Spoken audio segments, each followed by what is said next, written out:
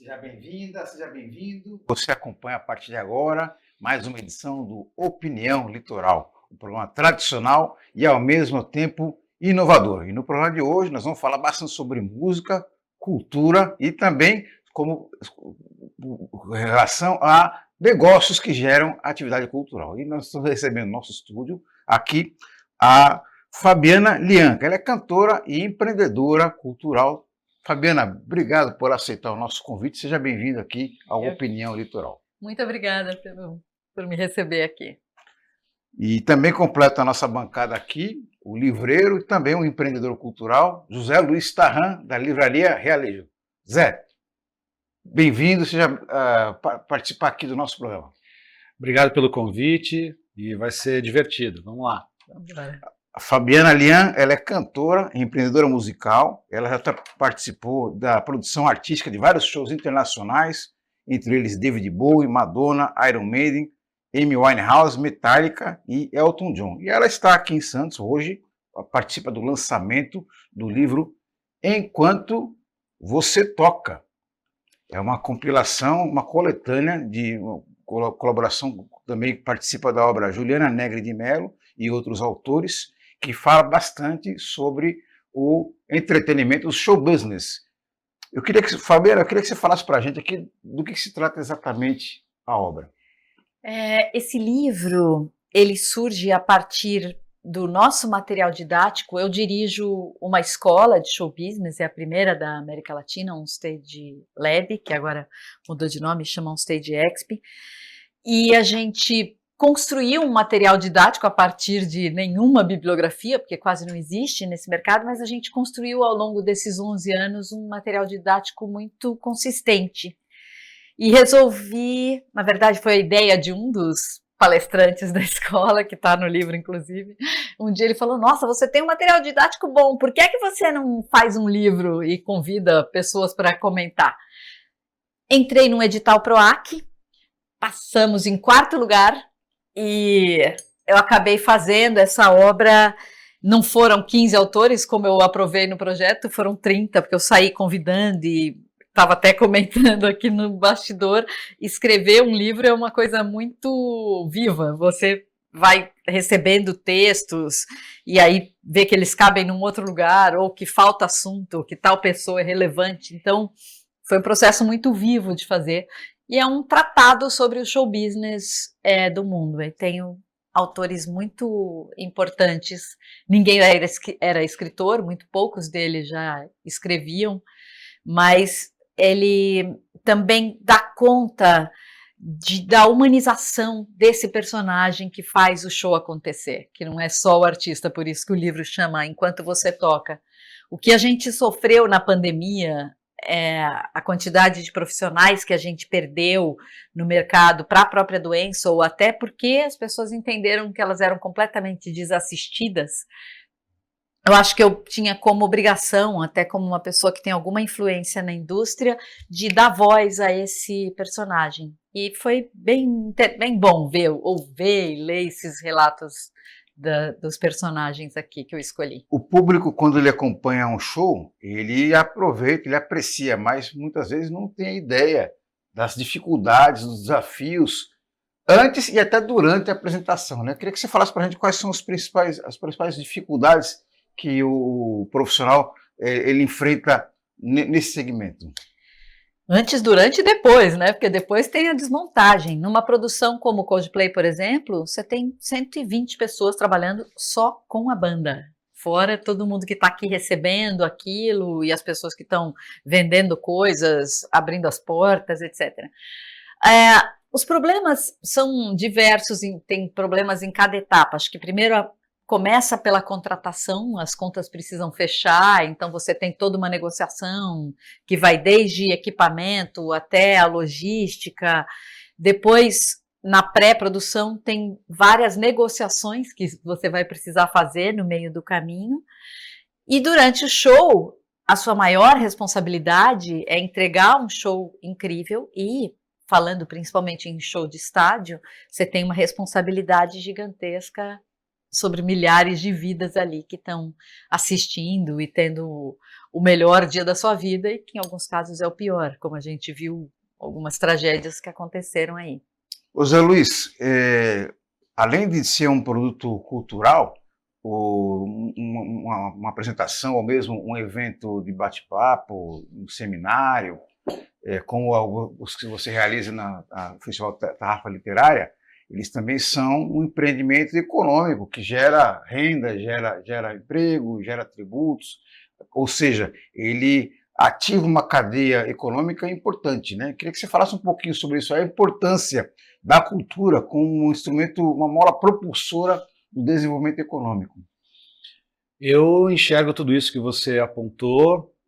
Sim, os eventos culturais, sejam eles musicais ou literários, o próprio teatro, o próprio festa popular, que conecta também com religião, né, e tradições populares dos lugares, dos países. Eles têm esses bastidores, sim, cada vez mais técnicos, não é? Isso acho que é o que aponta também a obra da Fabiana, que para o artista estar em plena atividade tem todo uma estrutura silenciosa e às vezes que ninguém vê, não é? Mas que por essa estrutura que respira aí a arte que vai se manifestar no palco, né? Eu brinco que no evento literário a gente é um dos eventos, das modalidades mais discretas e talvez pelo olhar do entretenimento espetacular, né? Ela é bem discreta, né? Um escritor ele está lá apenas falando, não é? Com exceção dos grandes palestrantes pirotécnicos, né? Então, um evento literário ele também precisa ter todos os cuidados em torno, né, para que, sim, tenha ótima divulgação, comunicação, ótimos produtores também, e os cuidados para que o autor, no caso o escritor, né, tenha todas as condições para se apresentar. E o pós também, né, como você falou, Fabiano, os eventos têm todas essas etapas que precisam ser muito bem conduzidas pelo organizador, né, no caso. Luciana, uma apresentação musical, principalmente aquelas de grande estrutura, ela exige uma série de cuidados, né? Mas eu acredito que uma particularidade é o tratamento com o músico, os artistas, né? Porque a gente sabe muito bem que muitos deles ali fazem uma série de exigências, uma série de restrições também. Eu queria que você contasse para a gente aqui alguns episódios de exigências ou restrições de artistas renomados que te chamaram a atenção. Ixi, são tantos. É interessante isso que você falou. Eu costumo falar em aula, e vou incluir agora eventos literários, que em produção os processos são muito parecidos, só as prioridades que mudam. Então a sua prioridade é o autor, no nosso caso a prioridade é o músico, é o artista. Olha, a gente, nesse decorrer dos anos, é muito curioso porque você vê as diferenças de prioridades e de exigências.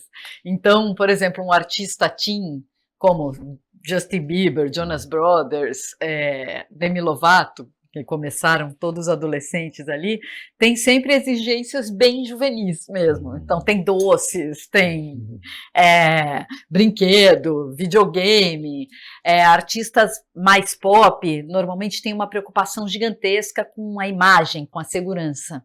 Então, no caso de Madonna, Beyoncé, essas artistas, elas já têm uma preocupação porque são muito blindadas na sua imagem.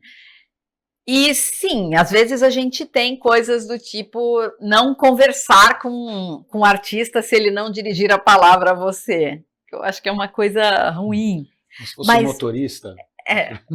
Pois é, motorista de jeito nenhum não pode conversar. Luciana, tem algumas exigências, por exemplo, alguns artistas quando vieram para o Brasil exigiram 200 toalhas no camarim. Para que tanta toalha assim? Olha, você sabe que toalha é uma coisa que a gente usa muito? 200? 200 é meio exagero, mas é que não é só o artista. Às vezes o artista está pedindo isso para eles e para a equipe. Eles usam para se secar, às vezes até secar coisas no palco. E toalha some, viu? Isso é uma coisa, um problema. Ponham no orçamento que vocês não vão ver boa parte da toalha quando vocês receberem um pedido desse. Mas sim, tem muitos pedidos. E cada artista tem uma especificidade ali. Eu entrei num momento em que eu parei de achar frescura.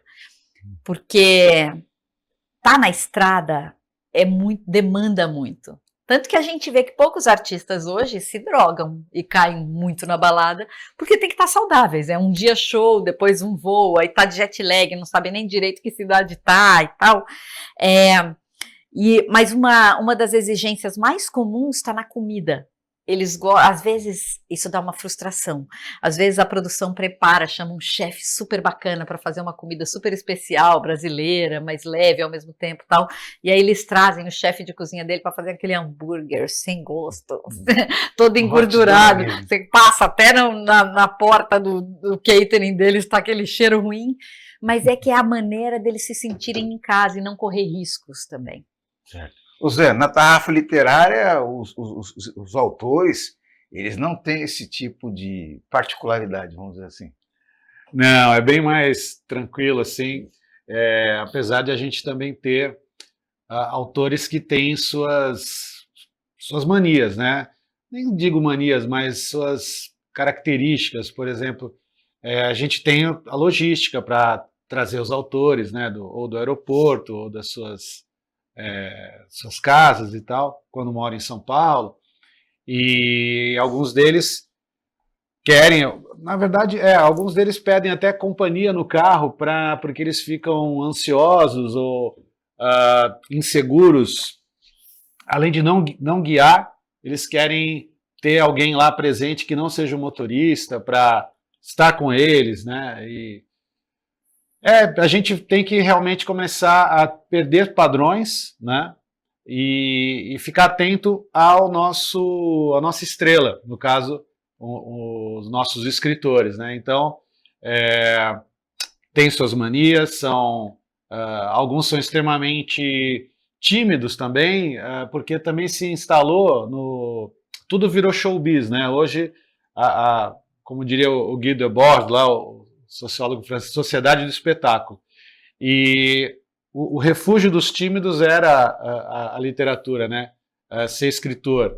E hoje o cara, é bom que ele consiga ter uma boa apresentação, fazer o seu pequeno show, vamos dizer assim, mesmo apenas falando. E isso se impõe aos autores.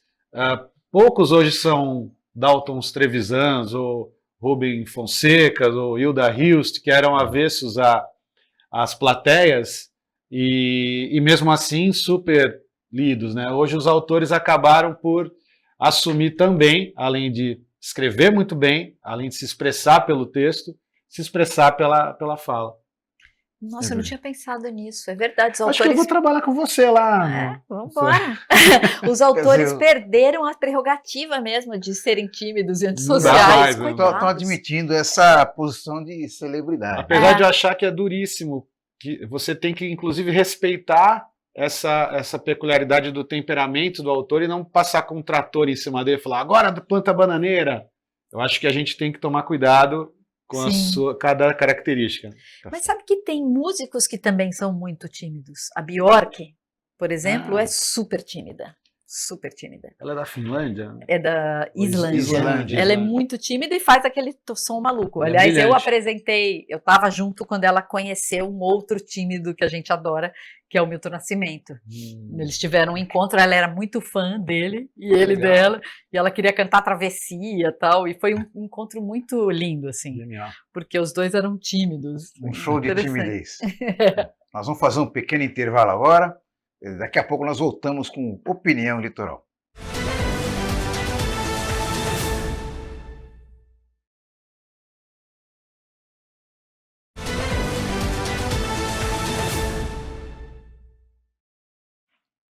Estamos de volta com Opinião Litoral e hoje recebemos a escritora Fabiana Lian, que daqui a pouco à noite, às 18 horas, vai lançar na Livraria Realejo o livro Enquanto Você Toca. Além da noite de autógrafos, teremos também uma entrevista que ela concederá à jornalista Carlota Cafiero, e também o evento terá a participação do público, ele vai ter uma possibilidade de interação. Fabiana, eu queria que você falasse para a gente como é que vai ser essa dinâmica, essa interação. As pessoas vão colaborar colocando um bilhetinho, é isso? Exatamente. A gente está fazendo uma coleção, uma galeria aqui, do que as pessoas sentem quando você está num show. Então, enquanto você toca, né? Eu tô aqui dando beijo na boca, tô pensando no futuro, tô dançando. Então, tudo isso. Gente, já tem até algumas participações aqui da produção. As coisas acontecem, me alimento de música, olha que lindo. Abro o chuveiro, eu ouço e tudo fica leve. E aí, quando a gente está ali no evento, além dos autógrafos, eu peço para todo mundo completar nossa galeria aqui. Zé, então uma apresentação musical ou qualquer outra atividade cultural, ela tem essa possibilidade de estimular a reflexão e até incentivar comportamentos, né? Sim, eu acho que os artistas, né, muitos inclusive dos que estão no livro da Fabiana, eles ditam padrões, né? E talvez pela frequência de cada estilo musical, né? Então ela me chamou muito a atenção que ela entrevistou o vocalista do Bad Religion, que inclusive esteve em Santos há alguns anos, talvez ela até estivesse trabalhando junto na trupe lá. E o Bad Religion é uma banda que tem o hardcore, né, californiano, e que tem nas suas letras os recados políticos, né, de inquietação, de inconformismo com o cenário. Então acho que é uma responsabilidade adquirida por bandas, por músicos, né, e por escritores também, né. A gente tem aquela coisa de falar, não, a gente tem que só aproveitar a arte do autor e esquecer quem ele é fora da arte, né. Como? Mas a arte se mistura, né, com o autor. Talvez na literatura até a gente possa ter um pouquinho mais de distanciamento, né. Por exemplo, o determinado autor que tinha uma queda por regimes autoritários, mas o cara escrevia ficção, e uma ficção que ela não exalava, você sabe disso da biografia do autor, mas é um debate longo, né? A gente sempre dá para torcer o nariz, né? Vamos dizer assim. Dá para torcer o nariz. Pode contaminar, vamos dizer assim, né? É verdade, tem alguns músicos que eu gostava bastante e não consigo mais. Não gostaríamos de nomes, estou brincando. Não. Melhor não. Luciana, o livro ele vai estar à venda hoje à noite na Realejo, mas ainda assim ele é possível ser adquirido pela internet, né? Inclusive nós vamos colocar o QR Code. Logicamente o livro ele é aberto a qualquer tipo de público, mas ainda assim existe um segmento específico que vai se interessar ainda mais, né? A que se destina especificamente essa obra? Acho que qualquer pessoa que queira saber mais de show, falando de um espectro maior, assim, que queira saber mais de show, como funciona, o que pensam, como vivem as pessoas que trabalham com show, mas também é um guia para quem quer trabalhar com isso. É muito interessante, eu tenho visto pessoas que eu encontro, que trabalham no mercado e querem saber mais sobre uma determinada área, muita gente lê esse livro de uma maneira não linear. Então, deixa eu saber aqui o que pensa o André Bourgeois, o empresário da Lineker. Deixa eu ver aqui como é que faz montagem de palco, porque eu não sei tanto sobre isso. Então, pessoas da área às vezes usam mais como consulta mesmo. Quer dizer, também ensina o caminho das pedras aí, ensina quem o caminho quer das empreender pedras, por esse... Exatamente. Eu acho que, sem querer ser cabotina, talvez seja uma das primeiras obras assim que está começando a existir para esse mercado de show business. Zé, o produto cultural é um produto que tem muitas suas particularidades e a gente percebe claramente que, infelizmente, o mercado editorial ele tem sofrendo dificuldades e não é de hoje, né? Então, nós vamos acompanhar agora uma participação do Luiz Schwartz no programa Roda Viva, em que ele faz uma reflexão muito interessante sobre o mercado editorial. Confira. Assunto bem delicado, porque por um lado, as livrarias precisam de uma proteção. O fim das livrarias de rua seria gravíssimo para o mercado de livros. Uma livraria é um polo cultural. Uma livraria é onde você vai pensando em comprar um determinado livro e encontra uma série de outros livros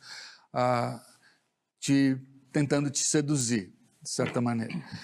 E o mundo editorial sem a livraria é um mundo manco, é um mundo que não existe. Então, de alguma forma, a Lei Cortez procura proteger, durante o primeiro ano da vida de um livro, evitar descontos muito grandes para que as livrarias de rua possam sobreviver.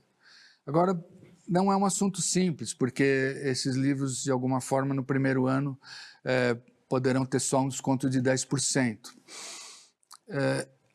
Eu acho que é uma questão bem delicada, mas que a gente tem que pensar com muito carinho nas livrarias e pensar também que os descontos no resto dos livros, não daquele ano, eles ficam livres. Então, não quer dizer necessariamente que o livro vai subir de preço. A novidade talvez suba, mas, como você falou, é um assunto bem delicado em que todos os lados têm que ser analisados. Zé, não tem uma fórmula mágica nem um caminho simples, mas ainda assim a gente pode traçar algumas soluções, algumas alternativas, alguns caminhos. Na sua avaliação, como é que o mercado editorial ele poderia ter um incentivo? Olha, nessa entrevista do Luiz, recente aí para o Roda Viva, ela foi muito importante, né? Porque ele é talvez a figura de maior, uma das figuras de grande poder do mercado editorial. Acho que a Lei Cortez, ela é o caminho, Marco. O Luiz, ele ficou com muitos cuidados ali, porque ele ocupa um lugar no mercado que ele está próximo das livrarias e está muito próximo também, ele é um grande empresário do mercado, e é delicado ele falar da Amazon, não é? Porque claramente ele tem relações profundas também com esse mercado do .com. Como eu não tenho, eu posso falar um pouquinho mais livre. Eu acho que não é tão complicada a questão como o Luiz falou, e acho também que esse desfecho dele do raciocínio, onde ele fala que o livro vai subir, na verdade não vai subir. O livro ele tem um controle de regulamentação durante um ano, apenas 5% do mercado, de todos os títulos do mercado editorial serão regulamentados durante o primeiro ano, e o efeito que acontece em todos os países que aplicaram essa lei, que já são mais de 30 países, e que a Amazon não se importa com isso, porque o livro é um dos centenas de milhares de itens que eles negociam lá, a Amazon já declarou que entende e que atende a legislação de cada país, e já 30 países aplicaram a lei. E o que aconteceu depois que a lei foi aplicada? Os livros baixaram de preço. Baixaram para todos, naturalmente. Por quê? Existe um custo Amazon embutido nas relações comerciais entre as grandes editoras e a própria Amazon, porque eles sabem que a Amazon vai pedir mais descontos do que uma livraria de rua como eu. Por outro lado, as livrarias tiveram que aprender duramente também a criar outras vocações. Nós continuamos sendo agentes importantíssimos para o ecossistema do livro. Existirem livrarias de rua, bibliotecas, tudo isso garante ao leitor a bibliodiversidade, um território livre de algoritmos, de campanhas, de assédios que a tela impõe ao consumidor e que dispersa o leitor, não é? Então, acho que o Luiz foi gentil conosco, ele é um cara que merece todo o respeito e toda a atenção do mercado, mas eu entendo que ele tem um papel muito delicado, para falar mais duramente contra a Amazon. Então deixa com o livreiro de rua que ele fala. Muito bem, nós vamos fazer um pequeno intervalo agora, nós vamos continuar essa conversa muito interessante e falar também sobre formação de novos públicos. Acompanhe daqui a pouquinho. Um intervalo.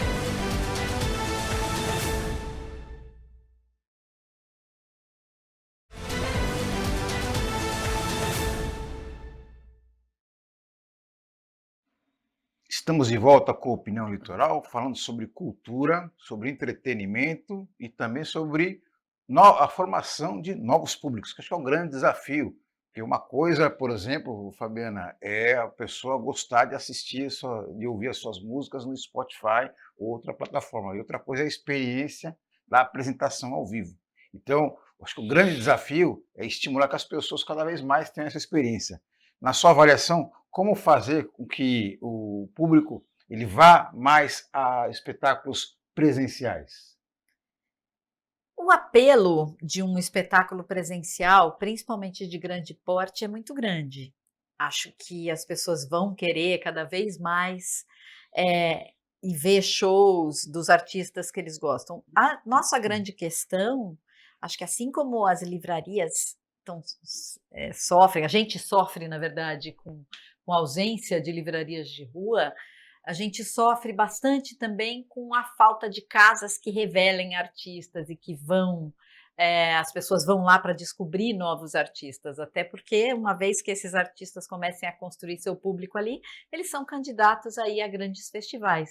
Esse sim, não tem problema nenhum de público. Então, acho que a gente precisa ter políticas públicas mesmo e estratégias de grandes empresas, de marcas, para estimular os pequenos festivais, as pequenas casas de show, para trazer esse público para perto e construir novos artistas.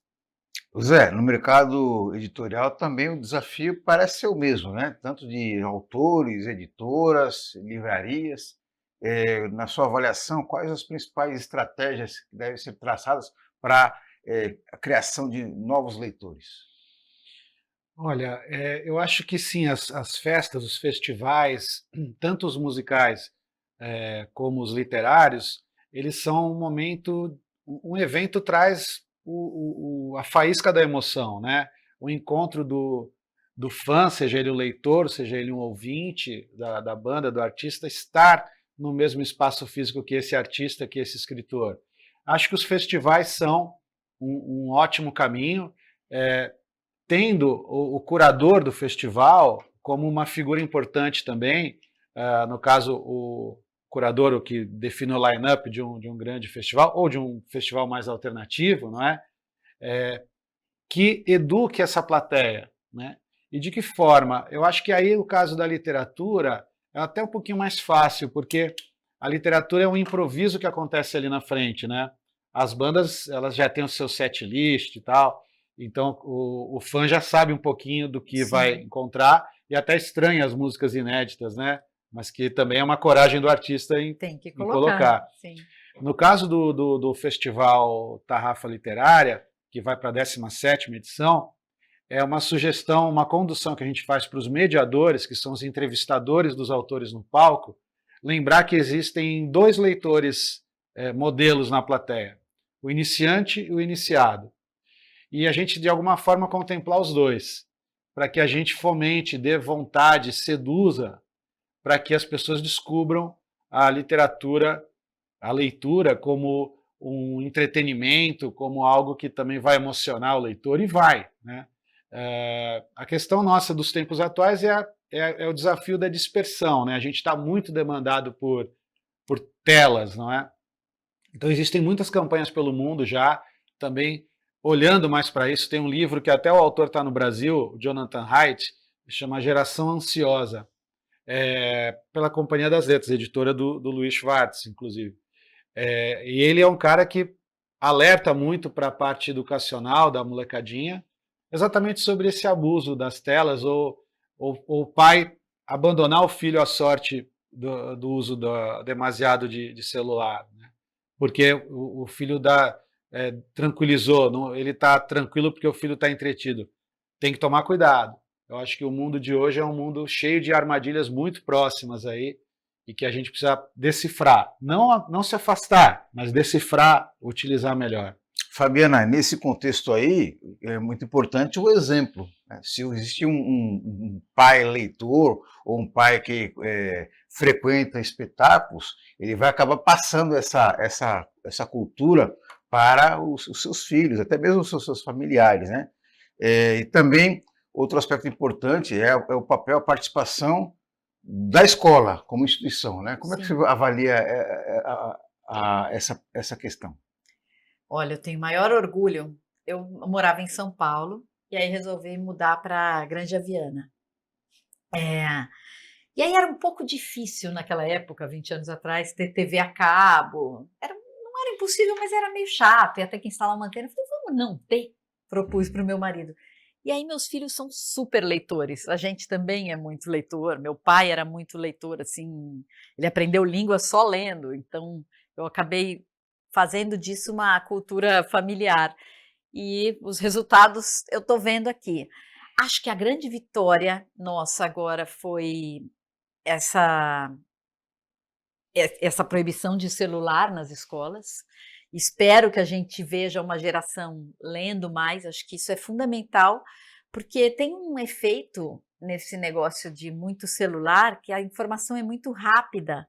Então a pessoa vai pegar uma página de um livro, um moleque que está habituado com as informações rápidas do celular, não vai nem ter paciência de chegar no terceiro parágrafo, não vai conseguir entender. Eu acho que a gente precisa voltar para o livro para voltar a construir o nosso pensamento. Acho que isso é bem sério e a escola tem um papel fundamental. Tá certo. Nós vamos ver agora uma novidade na TV Cultura. É a volta de uma nova temporada do O Mundo da Lua. Acompanhe. De São Paulo, a Lua surgiu tímida, mas no evento, na zona sul da cidade, ela era protagonista. É que a série Mundo da Lua estará de volta à tela da TV Cultura. A produção fez história nos anos 90. Quem não se lembra das aventuras de Lucas Silva e Silva? Alô? Alô? Planeta Terra chamando! Planeta Terra chamando!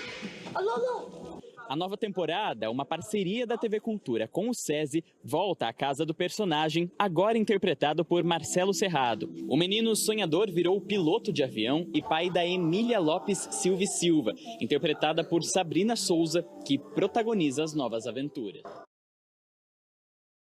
Legal. Exatamente, não é um remake, é uma nova temporada que vai fazer muitas pessoas reavivarem memórias afetivas, né? Que legal. É muito bem-vinda, né, Fabiana? Nossa, muito, muito bacana. Eu já era adulta, mas eu já tinha filha que adorava isso. E ela sempre foi meio mundo da lua, assim. Hoje em dia ela é artista, mas que legal saber disso. Ô Zé, a programação da TV Cultura, de um modo geral, ela, além de despertar boas recordações de muita gente, também traz ensinamentos e coloca em evidência profissionais de destaque. Entre eles o Marcelo Tassi, que chegou a participar da Tarrafa Literária. Eu queria que você falasse um pouquinho sobre essa participação dele no festival. O Marcelo esteve conosco no ano passado, 2024, quando ele lançou um livro que é um misto de livro de memórias, mas que aponta também para o contemporâneo, que o Marcelo é muito... ele é um influenciador pré-digital, né? Ele disse que foi um dos primeiros caras no mundo a surfar na internet, né? E o Marcelo veio por conta desse livro chamado Hackeando a Sua Carreira, e eu tenho essa relação com os autores, né, Marco? O nosso elo são seus livros, né? E a gente acaba ficando muito atento perto dos lançamentos das obras desses autores para que a gente traga para Santos. E o Marcelo fez uma apresentação muito rica para o público, estava muito cheio, e dividiu com ele a mesa o André Barcinski, que ao ler o livro do Marcelo, eu vi que o André fez algumas entrevistas com ele para o livro. Daí eu falei, opa, tá aí já dois caras que são amigos. Inimigos também às vezes funcionam numa mesa, mas quando é amigo acho que é mais leve. A coisa foi muito mais fácil, sim, né? Sim. Tá certo. Nós vamos fazer mais um intervalo agora. Continue com a gente daqui a pouco, depois do intervalo, no Opinião Litoral.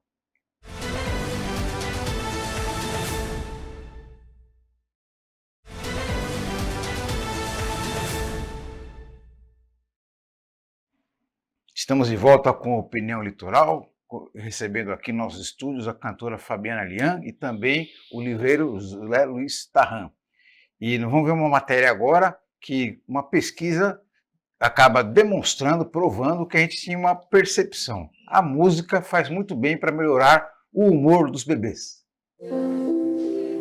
O sensor indica se o nível de ruídos está confortável para os bebês da UTI neonatal.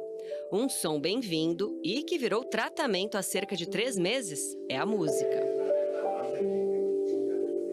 A musicoterapia é aplicada 2 vezes por dia por um período de 15 a 30 minutos nos pequenos pacientes internados.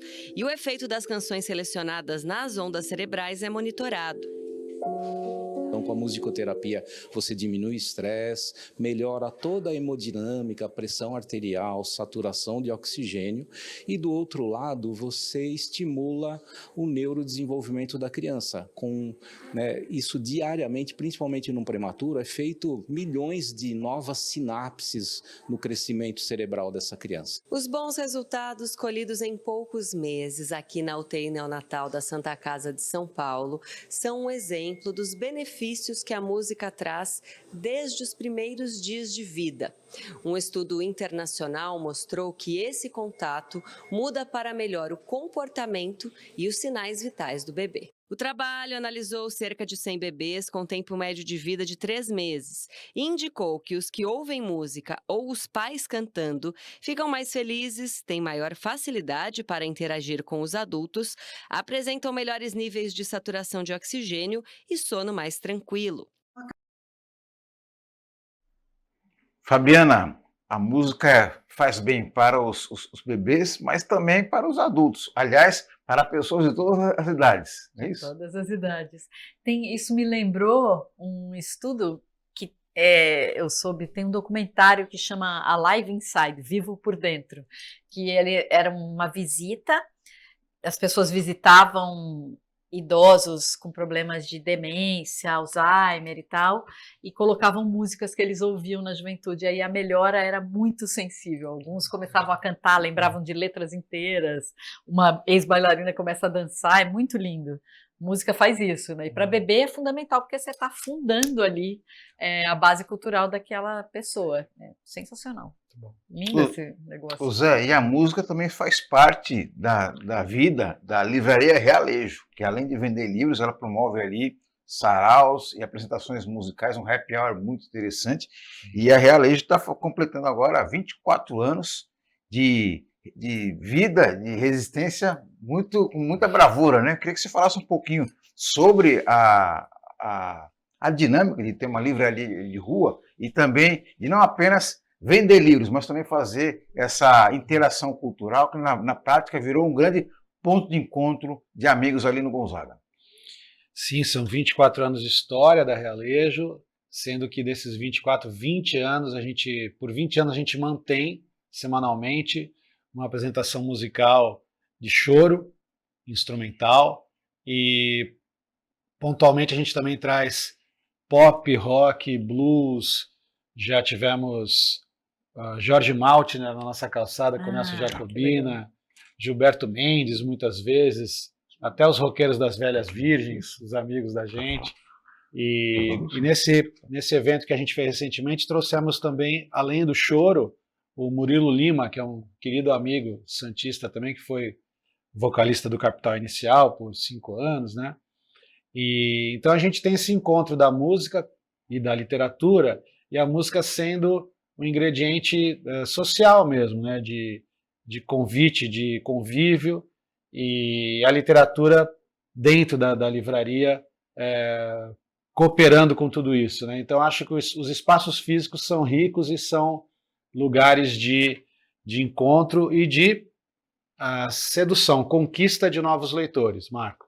Eu vou pedir para a nossa produção mostrar novamente as fotos, as imagens aí do fotógrafo, músico e também mágico nas horas vagas, Wilson Mello, que também aí participa da programação da Livraria Realejo. Tivemos autores muito interessantes nas mais variadas manifestações, né, mais variados estilos e temas, né? desde neurocientistas até passando por Sim. músicos, jornalistas, biógrafos. Então, uma programação muito profícua na Livraria Realejo. É isso aí.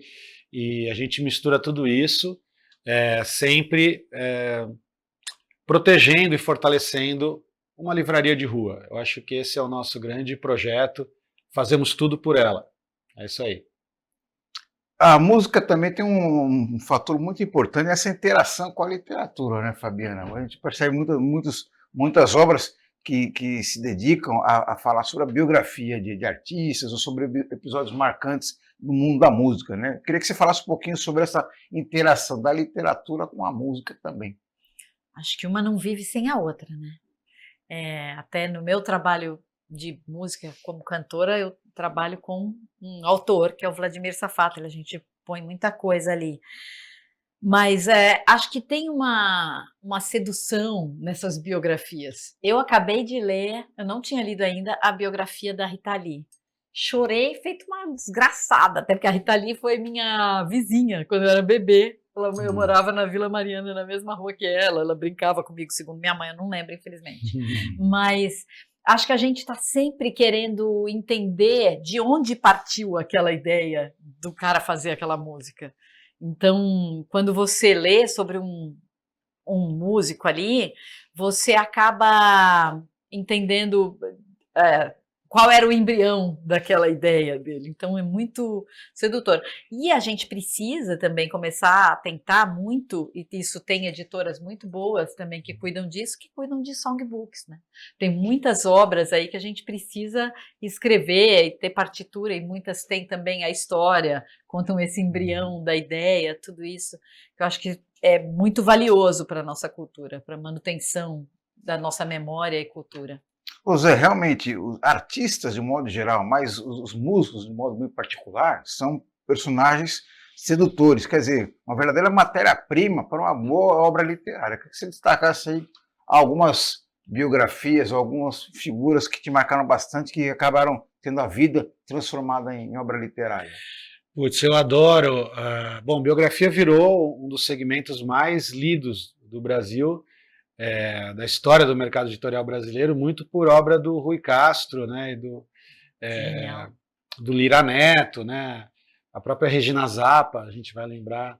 E eu vi no final de semana esse filme documentário sobre a Rita Lee, que está em cartaz em Santos, né, e é muito tocante mesmo, porque é ela quem narra, né, é uma colagem de vídeos íntimos, caseiros dela, com a biografia misturada, né.